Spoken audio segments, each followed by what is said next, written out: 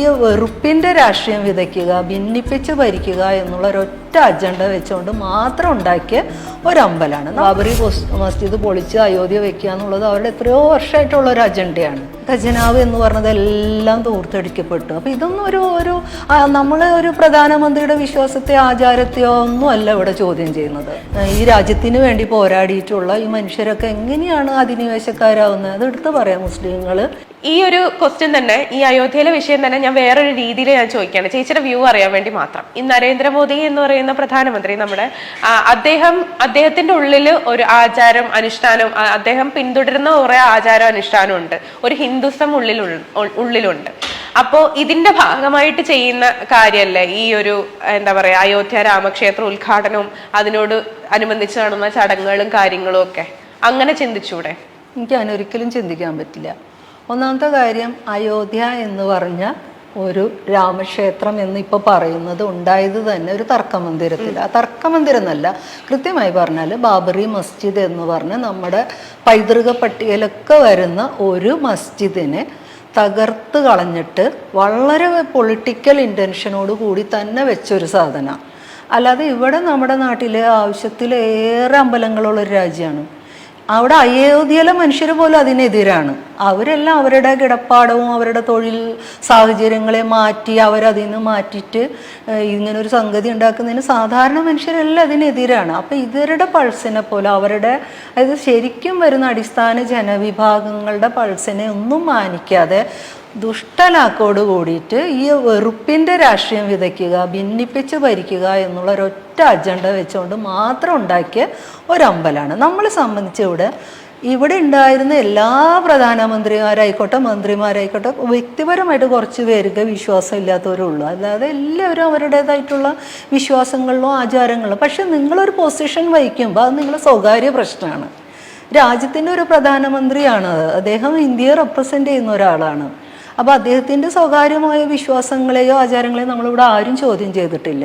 പക്ഷെ അദ്ദേഹത്തിൻ്റെ അനുയായികളോ അല്ലെങ്കിൽ ആ ഒരു കൂട്ടം മൊത്തം ചെയ്യുന്നത് രാജ്യത്തെ ഭിന്നിപ്പിക്കുക എന്നുള്ള ഒരൊറ്റ ഉദ്ദേശത്തിൽ ഏതോ ഒരു കാലത്ത്, അന്ന് നെഹ്റു പറഞ്ഞതാണ്, അങ്ങനെ ഒരു പ്രതിമ ഉണ്ടെങ്കിൽ അത് എടുത്തു കളയുമോ, അവിടെ വിഷയം ഒഴിവാക്കും. പക്ഷേ ഈ പറഞ്ഞ മാതിരി ചെറിയൊരു സംഗീത ഉള്ളിലുള്ള ആളായതുകൊണ്ട് മേനോൻ അത് സമ്മതിച്ചില്ല. അത് അവസാനം കോടതി വരെ കണ്ടെത്തിയ കാര്യങ്ങൾ തന്നെയാണ്, ഇതിലൊന്നും വസ്തുതയില്ല എന്നും. പക്ഷെ ഈ പറഞ്ഞ മാതിരി എല്ലാം രാജ്യത്തിൻ്റെ പൊതു മനസാക്ഷിയെ പ്രീതിപ്പെടുത്തുക എന്നുള്ള ലൈനിലാണ് കാര്യങ്ങളൊക്കെ.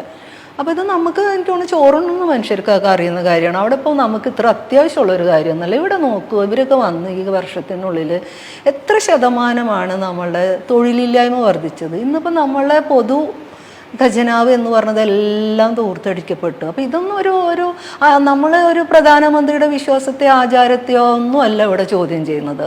പ്രധാനമന്ത്രി ആയിരിക്കെ ഒരു ആൾ അത് ചെയ്യാമോ എന്നുള്ളതാണ്. രണ്ടാമത്തെ കാര്യം, അതിൻ്റെ പിന്നിലെ ഇൻറ്റൻഷൻ കേവലം വിശ്വാസം മാത്രമായിരുന്നു എന്നുള്ളതാണ്. അയോധ്യ എന്ന് പറഞ്ഞത് അവർ എത്രയോ കാലമായിട്ട് ബാബറി മസ്ജിദ് പൊളിച്ച് അയോധ്യ വെക്കുക എന്നുള്ളത് അവരുടെ എത്രയോ വർഷമായിട്ടുള്ള ഒരു അജണ്ടയാണ്.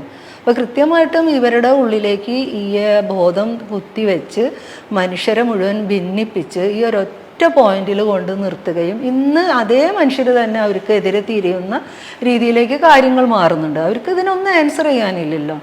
നമ്മുടെ പ്രധാനമന്ത്രി എന്തുകൊണ്ടാണ് മണിപ്പൂർ സംഭവിച്ചിട്ട് അവിടെ ഒരു കൊല്ലമായിട്ടും പോവാതിരുന്നത്? ഇദ്ദേഹം 162 വട്ടം സംസ്ഥാനങ്ങളിലേക്ക് യാത്ര ചെയ്തിട്ടുണ്ട്, 14 ഇൻ്റർനാഷണൽ യാത്ര ചെയ്തിട്ടുണ്ട്. അപ്പോൾ സത്യത്തിൽ ആൾ പാർലമെൻറ്റിൽ പോകുന്നേക്കാൾ കൂടുതൽ ഇയാൾ യാത്ര ചെയ്തിട്ടുണ്ടെന്നുള്ളതാണ്. ഒരു പ്രസ് കോൺഫറൻസ് അറ്റൻഡ് ചെയ്തിട്ടില്ല. ഇന്നുവരെ പാർലമെൻറ്റിൽ പോയ ഒരു ചോദ്യത്തിന് ഉത്തരമില്ല. ഇന്നും എന്തൊക്കെയാണ് ആൾ പറയുന്നത്? ഒരു പൊതു സ്ഥലങ്ങളിൽ പോയാൽ ഒരു പ്രധാനമന്ത്രി പറയാൻ പാടില്ലാത്ത വിധത്തിലാണ് അദ്ദേഹത്തിൻ്റെ പ്രസംഗങ്ങൾ. ഇതിപ്പോൾ ഞാൻ കള്ളം പറയുന്നതല്ലല്ലോ, നിങ്ങൾക്ക് നോക്കിയാൽ കാണാൻ പറ്റും. കൃത്യമായിട്ട് എടുത്തു പറയാണ് ഇവിടെ ഇൻഫിൽട്രേറ്റ്സ് ആയിട്ടുള്ള അധിനിവേശം നടത്തി. അതെങ്ങനെയാണ് ഈ രാജ്യത്ത് ജനിച്ച് വളർന്ന് ഈ രാജ്യത്തിന് വേണ്ടി പോരാടിയിട്ടുള്ള ഈ മനുഷ്യരൊക്കെ എങ്ങനെയാണ് അധിനിവേശക്കാരാവുന്നത്? അതെടുത്ത് പറയാം. മുസ്ലിങ്ങൾ അവർക്ക് ഈ സ്വത്തുക്കളൊക്കെ നിങ്ങളെ താലിച്ചയും വരെ പിടിച്ച് പറിച്ച് കൊടുക്കും.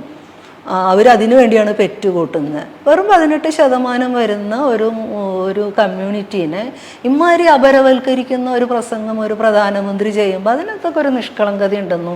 അദ്ദേഹത്തിൻ്റെ അയോധ്യ പോയിട്ടുള്ള പൂജയ്ക്ക് അയാൾ അത് ഉദ്ഘാടിക്കുന്നതിലൊക്കെ ഒരു നിഷ്കളങ്കത ഉണ്ടെന്നൊന്നും കാണാൻ എനിക്ക് ഒട്ടും പറ്റില്ല. മീഡിയാസിനെ പേടിച്ചിട്ടാണോ പ്രധാനമന്ത്രി മൻ കി ബാത്ത് പോലുള്ള ഇതിനകത്ത് മാത്രം പങ്കെടുക്കുന്നതെന്ന് തോന്നിയിട്ടുണ്ടോ? അയാൾക്ക് ജനങ്ങളെ പേടിക്കേണ്ടി വരുമല്ലോ. കാരണം ജനങ്ങൾക്ക് വേണ്ടി എന്താണ് ചെയ്തത്? 15 ലക്ഷം രൂപ നിങ്ങളുടെ ബാങ്ക് അക്കൗണ്ടിൽ വരും, 50 രൂപയ്ക്ക് നിങ്ങൾക്ക് ഗ്യാസ് തരും, അല്ല 50 രൂപയ്ക്ക് നിങ്ങൾക്ക് പെട്രോൾ തരും, നിങ്ങൾക്ക് വെറും ചെറിയ കാശിന് നിങ്ങൾക്ക് ഗ്യാസ് തരും എന്ന് പറഞ്ഞിട്ട് ഇന്ന് നമ്മൾ നമ്മുടെ തൊട്ട് അയൽ രാജ്യങ്ങളിലേക്ക് കൊടുക്കുന്നേക്കാളും വില കൂടുതലാണ് സ്വന്തം രാജ്യത്തെ പൗരന്മാർ ഇത് വാങ്ങി ഉപയോഗിക്കുന്നത്. മനസ്സിലായോ? നമുക്കപ്പോൾ എന്നിട്ട് ഇതെല്ലാം ഇന്ന് വെറുതെ മറ്റു പ്രൈവറ്റ് വ്യക്തികളുടെ അയാളുടെ ഇഷ്ടക്കാരായ മനുഷ്യരുടെ കൈകളിലാണ് ഇന്ന് ഈ വ്യവസായങ്ങൾ മുഴുവൻ നിൽക്കുന്നത്. നമ്മളെ ഇനിയിപ്പോൾ റെയിൽവേയും കൂടെ പോവാൻ നിൽക്കുക. എന്താ ഉള്ളത്? ബാക്കി എന്താ ഉള്ളത് നമുക്ക്? അപ്പോൾ രാജ്യം തന്നെ വിറ്റഴിച്ച് അത് മാത്രമല്ല നമ്മുടെ ആരോഗ്യത്തെക്കുറിച്ച് എന്ത് കൺസേൺ ഉണ്ട്. ഇപ്പോൾ ഈ പുതിയ കോവിഷീൽഡിനെ കുറിച്ചൊക്കെയുള്ള ഇത് വരുമ്പോൾ പുറത്തേക്ക് വരുമ്പോൾ അല്ലെങ്കിൽ അതൊക്കെ എത്രമാത്രം കോടികളാണ് ഒരു ഇലക്ട്രൽ ബോണ്ട് എന്ന് പറഞ്ഞ് വാങ്ങിച്ചിട്ടാണ് നമ്മുടെ ആരോഗ്യത്തെ തീരെഴുതിക്കൊള്ളും. അപ്പോൾ ഇതൊന്നും പറഞ്ഞാൽ നമ്മൾ പൊതു മനുഷ്യർക്ക് അല്ലെങ്കിൽ സാമാന്യ ജനത്തിന് ഇത്തരം കാര്യങ്ങളിൽ ഉത്കണ്ഠയേ അല്ലാതായിരിക്കുന്നു. പേടിയാണ് എല്ലാവർക്കും. ഇത് എന്തെങ്കിലും ആയിക്കോട്ടെ, ഇതിന് ജീവിതം കഴിഞ്ഞു പോയാൽ മതി എന്നുള്ള രീതിയിൽ നമ്മളെ രാഷ്ട്രീയ പ്രവർത്തനത്തിൻ്റെയും കൂടി ഒരു അപജയമായിട്ടാണ് ഞാൻ കാണുന്നത്. ഒരു നല്ല പ്രതിപക്ഷമില്ല, ജനങ്ങളോട് കമ്മിറ്റ്മെൻ്റ് ഉള്ള രാഷ്ട്രീയ പാർട്ടികളില്ല. ഇനി അങ്ങനെ ഉള്ളവരൊക്കെ ഇന്ന് ജയിലിലുമാണ്. എന്തെങ്കിലും കാരണം ഉണ്ടായിട്ടാണോ ഇന്ന് നമ്മൾ നോക്കുക? IPS ആയിട്ടുള്ള സഞ്ജയ് ഭട്ട് അടക്കമുള്ള ആളുകൾ നേര് പറഞ്ഞതിനാണ് അവരൊക്കെ അകത്ത്. ഒരു കാലത്തും പുറത്തു വരാത്ത രീതിയിൽ അവരെ കേസിൻ്റെ മേൽ കേസ് ഇട്ടുകൊണ്ടിരിക്കുക. ഒരു റൂളിങ് CM-നെ കൊണ്ടുപോയി അകത്തിട്ടു. ഇതൊക്കെ എവിടെയെങ്കിലും നടക്കുന്ന കാര്യങ്ങളാണോ? ഈ കോവിഷീൽഡിന്റെ കാര്യത്തിൽ നമുക്ക് എല്ലാവർക്കും ഒരു എന്താ പറയാ, ഇപ്പോഴും ആളുകളുടെ ഉത്കണ്ഠ മാറിയിട്ടില്ല ഇനി എന്താ സംഭവിക്കുക എന്നുള്ളത്. ഒരുപാട് സൈഡ് എഫക്ട്സും കാര്യങ്ങളും ഉണ്ടെന്നാണ് പറയുന്നത്. ആ ഒരു കാര്യത്തിൽ കേരള കേരളം എന്നല്ല, നമ്മുടെ ആകെ ഇന്ത്യയിലുള്ള ജനങ്ങളെ മൊത്തം പറ്റിക്കായിരുന്നു എന്ന് തോന്നിയിട്ടുണ്ട്. തീർച്ചയായിട്ടും. കാരണം ഒന്നും നമ്മൾക്ക് തന്നെ മനസ്സിലാക്കേണ്ട കാര്യം, ഒരു ചെറിയ പീരീഡിനകത്ത് എനിക്ക് തോന്നുന്നു ഇപ്പോൾ 2-3 കൗണ്ടർ പോയിന്റ്സുകളൊക്കെ വരുന്നുണ്ട്. കാരണം നമ്മൾ ഈ പറഞ്ഞ രീതിയിൽ പേടിക്കേണ്ടതില്ല. ഈ ബ്ലഡ് ക്ലോട്ട് ആവാന്നുള്ളത് എല്ലാതരം അവസ്ഥയിലുള്ളവർക്കുള്ളതല്ല. മറിച്ച് ചില പ്രത്യേകതരം അസുഖങ്ങളുള്ളവർക്ക് അത് അധികരിക്കാം എന്നുള്ള രീതിയിലുള്ള വേറെ പഠനങ്ങളും വരുന്നുണ്ട്. പക്ഷെ എന്തുതന്നെയാണെങ്കിലും നമ്മളിപ്പോൾ കോവിഡിന് ശേഷം കാണുന്ന ചെറുപ്പക്കാരുടെ അകത്ത് പെട്ടെന്നുള്ള ഹാർട്ട് അറ്റാക്കുകൾ നമുക്കറിയില്ല ഇത് ഇതിന്റെ പുറത്താണോ. ഈ കോവിഷീൽഡ് എന്നൊക്കെ പറഞ്ഞ് നിർബന്ധിതമായിട്ട് എടുപ്പിച്ചു എന്നുള്ളതാ. നമുക്കത് മാത്രമല്ല, നമുക്ക് 2 എണ്ണം വേണം, ബൂസ്റ്റർ വേണം എന്നുള്ള രീതിയിലൊക്കെ.